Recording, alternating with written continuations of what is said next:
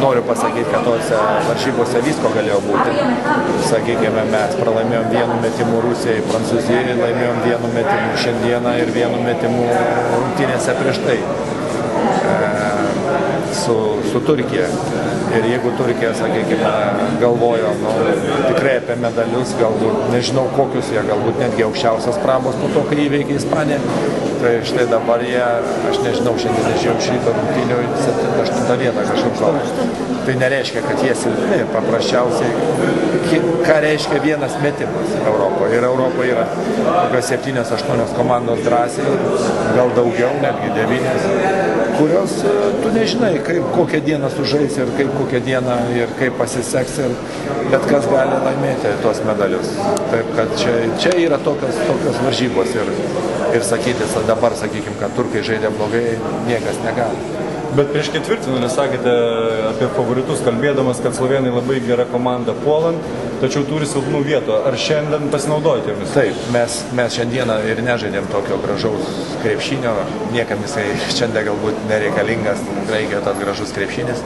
Reikėjo žaisti taip, kad laimėti. Ir mes pirmavom nuo pirmos iki paskutinės minutės ir būtų buvę neteisingai, galvoju, kad jeigu mes būtume pralošę. Jeigu varžovų treneris kažkiek nepatenkintas dėl teisėjų, tai aš galėčiau būti daugiau nepatenkintas, kaip buvo tokių momentų, kur buvo netgi palyginta, galvojau, tas kažkiek rezultatas, bet palikim tai ir analizėm, teisėjam ir jų sąžinėm visą šitą reikalą.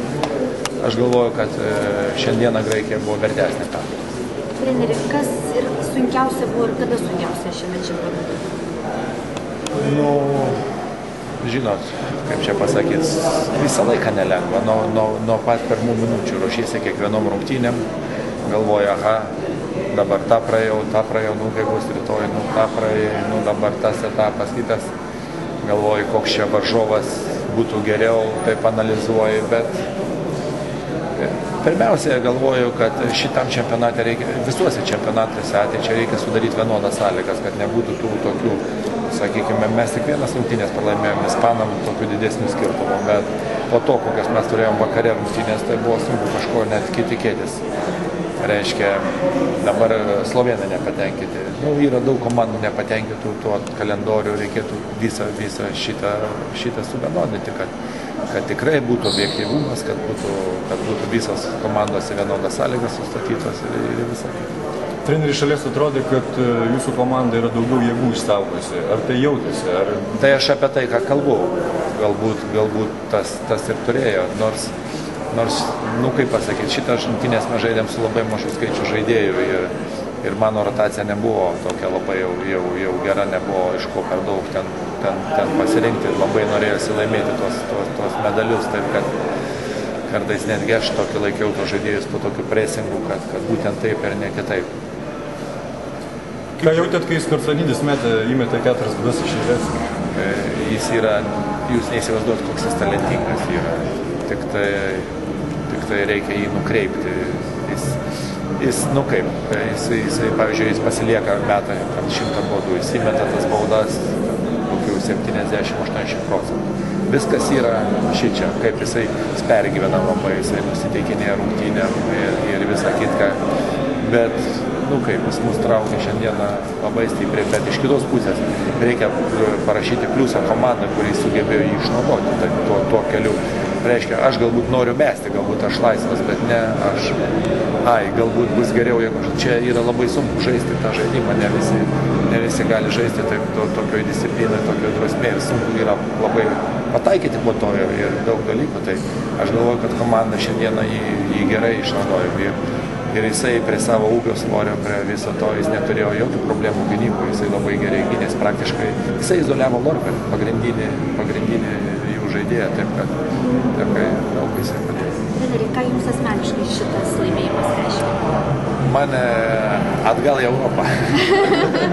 Žinot, visi klausia, ką tu veikiai ten tuos 4 metus, sakau, Kinijoj buvo ir ten buvo irgi daug gražių pergalių, visą kitką, tik tai niekas nesidomi tos Kinijos krepšinių. Tenai, pavyzdžiui, laimėti Azijos čempionatą arba Azijos olimpinės žaidynės yra irgi nelengva, ypač kai sakykime, Azijos olimpinės žaidynės buvo be Javo tenai, arba patekti tarp 8 komandų, veikti Vokietiją su Dirbu ir su kitu tuo, tai kinam tokiem, tai čiagi yra, jūs neįsivaizduokite, kiek kainuoja jėgų, arba mes įveikėm pasaulio čempionate Sloveniją ir jie nebuvo kvalifikuoti, mes kvalifikuoti, tai arba mes arba Vokietija, Kinija, kaip buvo. Tai čia tie mačai jie buvo tas pats, kaip laimėti aukso medalius. Na ir galbūt kažkiek, žinot, kai ten pabūdė, niekas nesidomina, jau treneris jau čia užmirštas, tai va čia toks man širdžiai pakutenimas labai didelis. Lauksit skambučių iš klubų? Jų yra, tik tai aš, kaip ir sakiau, aš nenoriu eiti bet kur. Kada jūs susiturite su Federacija Graikų? Pasaulio čempionatą.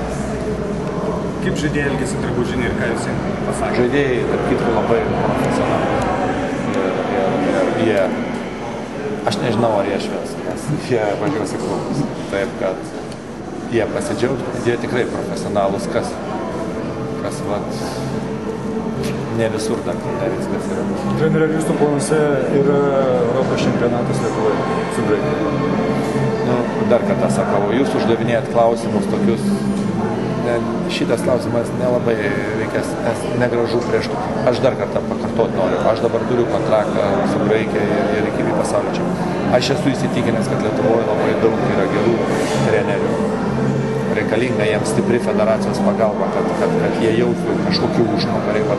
Aš siūliau kažką paimti ir pavežioti su Graikijos rinktinė, kad pasižiūrėtų, kaip žmonės aplinkui Graikijos rinktinė dirba, kaip jie prižiūri žaidėjus, kaip jie padeda žaidėjams pasirašyti, kaip daug tokių dalykų. Kad ir Lietuvai tai būtų. Aš galvoju, kad Lietuvoje yra daug žaidėjų, trenerių ir bus viskas gerai. Nereikia ten į kelnes dėti ir ten verkti. Nepasisekė. Reikia išanalizuoti ir padaryti. Jūs grįžite į Lietuvą ar į Graikiją dabar? Dabar skrendu rytoj į Atėnus. Taip jau buvo suplanuota viskas, bet kokia atveju, o paskui grįšiu. Kažkokį dieną, kaip sustojus reikalus. Ir buvo priešiškumą, tarkim, vis tiek užsienietis, treneris treniruoja rinktinę žaidėjai. Vieną dalyką noriu pasakyti ir noriu palinkėti Lietuvai to. Aš jaučiu labai didelį krepšinio federacijos palaikymą. Netgi po pralaužtų rungtynių, sakykime, visą laiką buvo. Jie mane pasirinko be konkursų ir jie už manęs buvo. Ir jie dabar pasakė, mes su tavimi ir kai džiaugiamės, ir kai tu praloši viskas. Čia. Tai vat, aš noriu, kad irgi, kad Lietuvoje tai būtų. Taip, tada viskas bus, tada bus kaip pūkštis. Treneriau, įsivaizduojate, kokia bus galinga Graikijos komanda, jeigu grįžtė žaidėjai, kurie nežaidė čia Europos čempionate?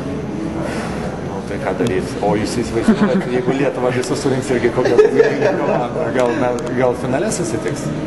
Būtų smagu.